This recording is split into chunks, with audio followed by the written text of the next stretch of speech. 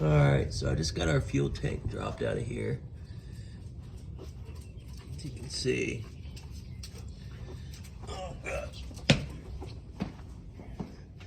There she is. She's not in bad shape. So I am going to use the factory tank. A drop-in pump from Holley. It is a 350 liters per hour tank or a pump, which I think comes out to about 96 gallons per hour. Here it is. What's the part number for that? And it has a built-in regulator as well. Comes with some instructions, some install. But it self-regulates inside the tank, which is cool, because then you don't have to run any type of return line or anything like that.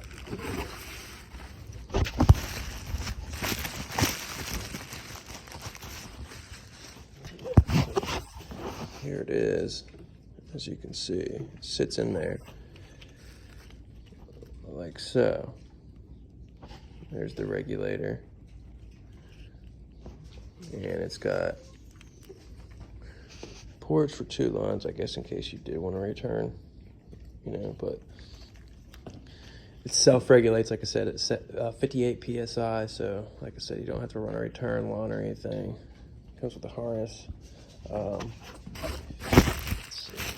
Another end of the harness, to hardwire, and then your filter and the lock for the top of the tank. So yeah, it ended up being about I think like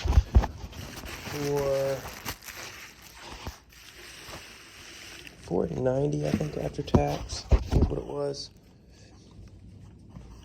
But yeah, so they make on it's 255 liters per hour as well. So it's a little bit cheaper. I think it's about, before tax, I think it's like $400, $406 or something like that. So you probably end up about $440, $450, something like that.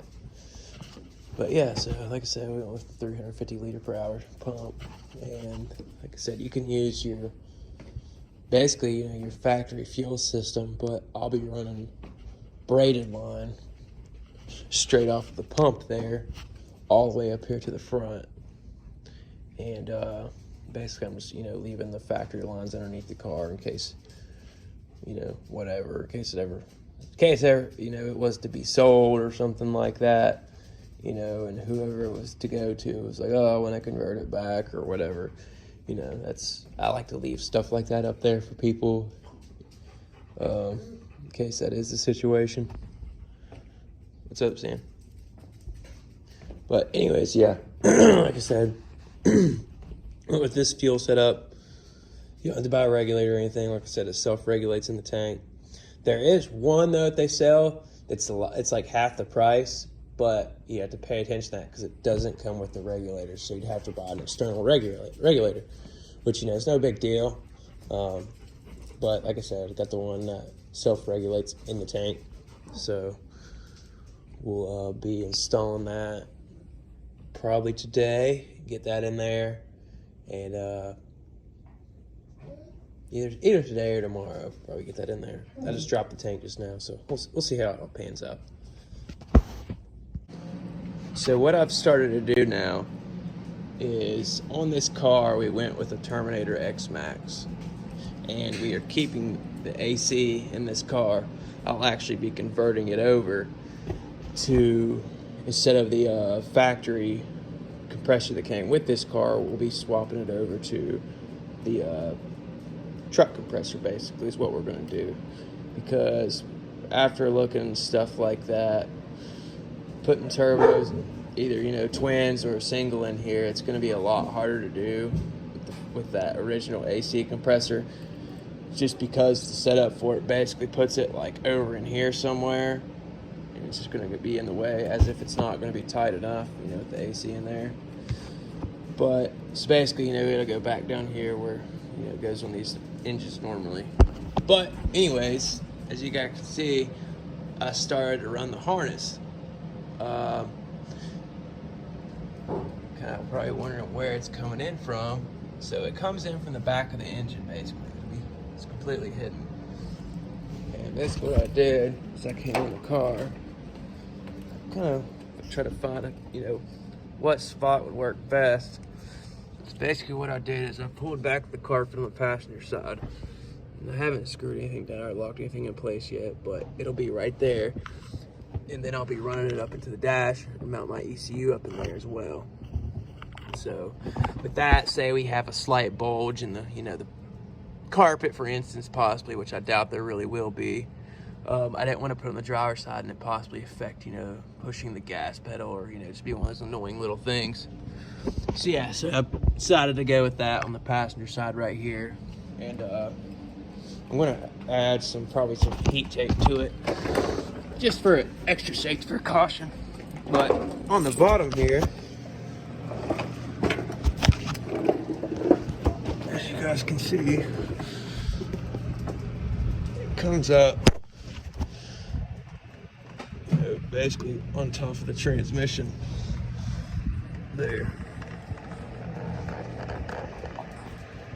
I mean, it's in a decent spot. I don't think it's going to affect anything. But like I said, I'm going to add some heat tape to it just for some extra protection, kind of like they got on the crank sensor, for instance. Just as an extra layer of protection to this thing. So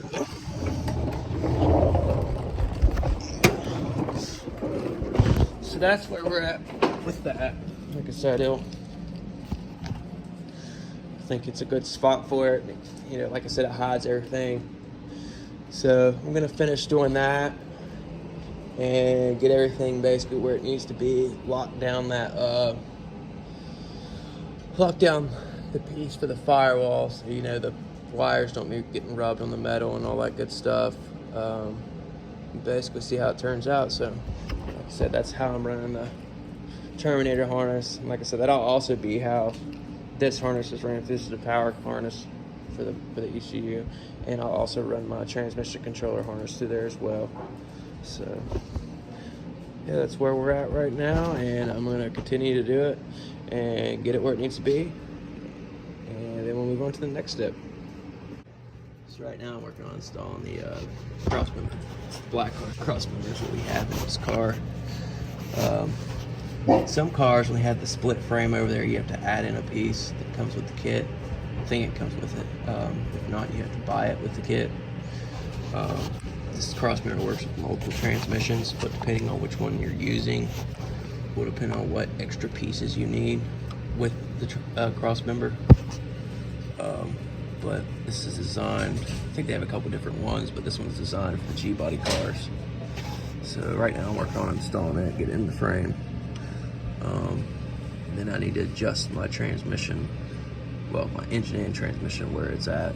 Basically, how far it's sitting forward or backwards or vice versa. So that way I can line it up with the mounts, because right now it's a little bit off. And luckily I have adjustable mounts, so that shouldn't be too bad. So I want to get this thing installed and basically do that and see where I need to adjust my engine and transmission to, so that way they sit directly onto the mount there. And that should be all really with this.